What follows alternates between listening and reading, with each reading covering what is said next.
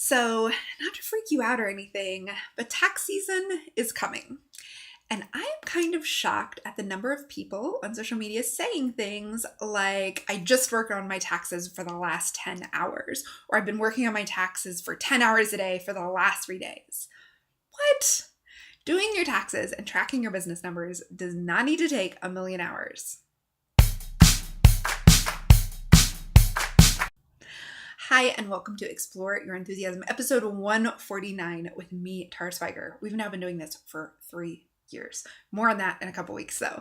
But I do not want you to wait until April or even January to be working on your taxes. So today we're going to talk about how to stay on top of your accounting in a really easy way without having to hire anyone in order for you to not cry on April 15th. Now, April 15th is our deadline here in the States. If you're someplace else, it might be a different date. You just translate that. Every time I say April 15th, you just translate it to whatever your date is. But the thing is taxes don't have to be scary. They don't have to freak you out. They don't have to ruin everything if you're on top of it for the whole year. So how do you get on top of it for the whole year? Really simple. You track every month or even every day. The easiest way to do it is with a software, which I'm going to talk about later, or just using a spreadsheet, which I'll also talk about how I used a spreadsheet since I started in 2006 all the way up until 2015 when I finally switched over to some software. So for 9 years, I ran my business, which grew to replace my day job salary and then grew even more. So now it employs both me and my husband, all just by using a spreadsheet. So we're going to talk exactly about how I did that. But before we do, we have to talk specifically about what you should be tracking. It's really simple. First, you got to track your income. Now, the IRS and whoever your government organization is cares most about you claiming your income. That's what they care most about. They don't care about the size of your business or how many hours you spend. They care about you claiming your income because that's what they're going to tax you on. So you have to track all of your income, no matter how it's coming to you. If it's all coming through to you via PayPal, that's really simple. If it's coming to you via checks here and there, plus PayPal, plus Square, plus, those are the ones I have, plus Stripe, then you need to make sure you're pulling it all together. Now, a little side note, if you're in the States and someone pays you more than $600 over the course of the year, they're going to issue you a 1099. It's a form that you can mail. It's kind of like when you work a job and you get a W-2. And so you want to make sure that you're tracking those in a slightly different way or in a different place, because what I found is I was just putting them in my software as income. And then at the end of the year, I had them twice. I had them from where I entered my 1099s, and then I also had them in just my income I collected in my business. So now I categorize them just a different way so that they don't show up there when I gather it all up, which we'll talk more about. But you just want to keep aware of that. Right? So all of the conferences that I teach at send me a 1099. So I can't track them in the same way that I do the people who, just buy a book or buy from me online. Now, track your income. That's really simple, right? Then you track your expenses. So anything that has to do with running your business gets tracked. Now, you need to track everything that has to do with your expenses for your own numbers and for your business health. But as for your taxes, and if you can actually claim them, and if you can put it in a specific category, I am not an accountant. You should ask your local accountant about that. I get asked all the time, is this an expense? Is education is an expense? Is this? And my answer is really simple. Your government tells you. Period. The IRS has a page, which I'm going to link both in the show notes and in this week's transcript, that tells you exactly what a business account is. It has a whole list, and then all of that list is links. And if you click on those links, you get more details about when it counts and when it doesn't on your taxes. But even if you can't claim an expense, you need to track an expense so you know what you're spending your money on. The number one problem with businesses who say, I have way more sales than I know how to do anything with, but I'm not making any money. It's because their expenses are going someplace and not where they want it to go. So you have to know where your money's going to know how much you have and like what's happening to it. right? If it feels like it disappears, you're probably not tracking your expenses. So I have a list of the IRS. Your government has the same thing. I'll tell you how I got this list from the IRS.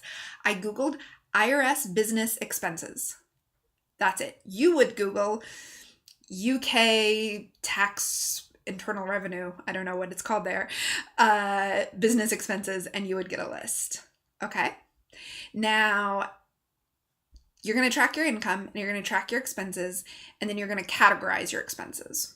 So the reason why you categorize your expenses is because, at least in the States, the thing you fill out when you're a sole proprietorship, your Schedule C, it has broken down your expenses into different categories. If you use those same categories throughout the year, then generating that final number for the year is really easy. You just add it all up together. Oh, these are my office supplies from January, February, March, April, May. That's my total office supplies. So it's also super useful when you're trying to do projections, like how much money do you need to make next month in order to cover all your bills? Well, if you've categorized them all in areas, you can then see, you know what? I spend way more than I should on office supplies. I'm going to reduce that because I can see my sales are lower. So the way to do this that makes your taxes most simple is to use categories your government uses. But you also need to use categories in your business that make sense to you. So you can add some categories into other on your Schedule C. There's a section that says others, one that come up all the time that you really want to track. So for me, that's shipping. For most of you, it's probably shipping. For some reason, that's not a Schedule C category. So shipping goes under other, and then also fees. So PayPal, Stripe, Etsy, fees all go there. And then education, right? So those are my main three other categories. You might have others that don't show up anywhere else that you need to put there. And you can do this categorizing really easy, either in a software or in a spreadsheet. I'm going to tell you more about that in a minute. So that's what you need to track: your income, your expenses, and you need to categorize those expenses each month so that it doesn't get out of hand and you don't have to go through every single thing line by line. I want to say this. There was a question. I was doing this live on Instagram, and somebody asked when I was talking about the income, what about things you get that aren't cash? Like if someone gives you materials to design with. You're going to need to talk to an accountant about that. I do not want to give tax advice. I'll tell you this. I didn't track that anywhere. Like if someone gave me wool and I made yarn out of it, I didn't track that anywhere. It just was money I didn't have to spend, right? You don't, but again, you need to talk to your accountant. I'm not going to tell you if you're supposed to track it, if you're supposed to track gifts somewhere. It really depends on where you live and what the laws are there. If you teach at a local yarn store and they give you store credit, see, no money changed hands. They're not going to track it on their expenses, except for just as inventory lost or inventory like donated. So that's the thing. It's different when you're talking about your inventory tracking than when you're talking about just income and expenses tracking. But in general, if someone just gifts me something like, I got a mug from a podcast listener, Band of Weirdos, pins, I have yarn that I'm going to knit in projects. None of that. Those are just gifts. But you need to check with an accountant. And by the way, no need to be nervous about an accountant. We recently interviewed quite a few to find one for the comic book shop. And good news, they're all really nice. They're really small business people too, in most cases. So what we did, I'll just give you, I wasn't even going to say this, so let's add this in. So the easiest way to find an accountant is to Google accountant and your zip code. Get someone local because you might have to pay state and county and city fees to set up your business or with your sales taxes. That really depends on where you live, precisely where you live. So we Googled accountant, zip code, and then we looked at their websites. If they didn't have websites, they're off the list. And if they had websites, and if they didn't mention small businesses, they're off the list. So we looked for people who specifically mentioned that they work with small businesses. And then Jay, I'm not one for the phone, he called them up and he said, we'd like to come talk to you. This is the businesses we have. This is what we're doing. Do you work with that kind of business? They, of course, said yes. He said, okay, can we come in and just talk to you about it? It was totally free for us to go in and talk to them about it. I had a list of, do you do this? Do you do this? Do you do this? These are the things I need you to do. And if you do it, then how do I give you that information? And will you remind me to give you that information? That's what I wanted. Maybe that's not what you want or need. I'll tell you, my list said, do you do quarterly estimated taxes? And for the comic book shop, do you do monthly sales taxes? Of course, they said yes. And then actually putting it all together and filing our taxes. And then for the shop, we wanted to do a discussion about where the money was going, if they could advise what they saw happening. And they said yes to all of them. And I said, okay, great. So here's what I need. I want someone to remind me when it's time to give you the data you need for the monthly sales tax reform, monthly sales tax return, and the quarterly estimated taxes. I need somebody to both tell me when they need the data, remind me, follow up via email, not phone call. And I need then for you to do it and then let me know what I owe in enough time, a couple weeks, not like you have to pay this tomorrow or you're going to pay a fee. And they said, yes, we can do all that. We can put you in our email system and get you set up with email reminders and let you know when it's done. The same thing with sales tax every month. And then the same thing with your taxes at the end of the year. And if you want to do a consultation anytime in between, no problem. I also just ask them straight up questions like, I want to see if this is an expense and I want to see if this is an expense. So that is something for you to think about. You can go in and you can say, hey, can I have a meeting with you just where I ask questions about my business? Some people will do that for free and some people will charge a fee. A couple years ago, I talked to an accountant because I wanted to just make sure that my whole spreadsheet thing I'm going to talk about here in a minute, I want to make sure that was okay. I brought in some spreadsheets. I brought in some reports, the files I had filed, and she was like, yeah, looks like you're doing the right thing. I asked her a couple questions. What about this expense? What about this expense? This was before Jay came to work in my business. I said, should we set him up as an employee? Since I'm a sole proprietor, we talked about the pros and cons of all of those options. I paid her, I want to say $175 for an hour of her time. So that's the thing. It's not hard. Go to someone local and make sure they do small businesses. You can do a free meeting just to get to know them. And if you want to do a meeting where you just ask them a series of questions, you can hire them to do that and then not do your taxes. They can just answer a series of your questions. And one of the questions can say, one of the questions you could ask is, what about when somebody gives me materials I use as my cost of goods sold? Where do I track that? That's what your accountant would tell you. So yeah, that's the things you need to track. The next area that we're going to cover is how you can keep track of your income and expenses on a spreadsheet. Now, again, I'm not an accountant. This is about simplifying this so that you stay on top of it. And then you can take this to an accountant, like I said, pay them for a little bit of their time to just look and make sure you're doing it right. So here's what I did for years and years that made my taxes really simple to file. Now, this is back when almost 100% of my sales were coming through Etsy and just a couple were checks. And most of my expenses were going through PayPal. So I did each month at the beginning of a new month is I would go into PayPal, set the date for the month, March 1st through March 31st, and then export the data. Now, the important thing here is to export it only, it gives you some options, export only completed payments, because otherwise things will show up there twice, right? Like some recurring, we pay for, Adobe Cloud, and so it'll show up as a $9.99 hold and then a $9.99 payment. You don't want it to show up twice. So do completed payments. Then I would open Google, I would download it, then open it in Google Docs, sort it by amount, and then take all the negative numbers, the expenses, cut them, put them in another tab. So now I have two tabs, one with income, one with expenses. Then I would go through my, I would check, first of all, for duplicates by just doing a scan. And then I would go through my expenses and categorize every expense.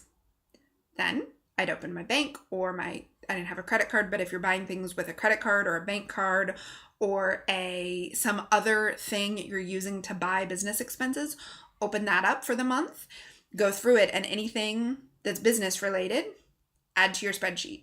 So you can do this directly from, I have a business account at my bank. I can open that up. I could even export that and import it into my spreadsheet. I just add them because I don't have that many since I do most of my business online. I pay for a lot of things through PayPal. Nowadays, I have both Stripe and PayPal, so I use a software. That's where I get more of my money, but we'll talk about that. Then I would also go into income, and any checks I had gotten from the month, check my business account, any checks that I had deposited, add that in there. Then you can make formulas up to total the expense areas, right? So once I said, oh, this is office supplies, this is my VA, virtual assistant, right? This is my, and that goes under like freelancers and contractors.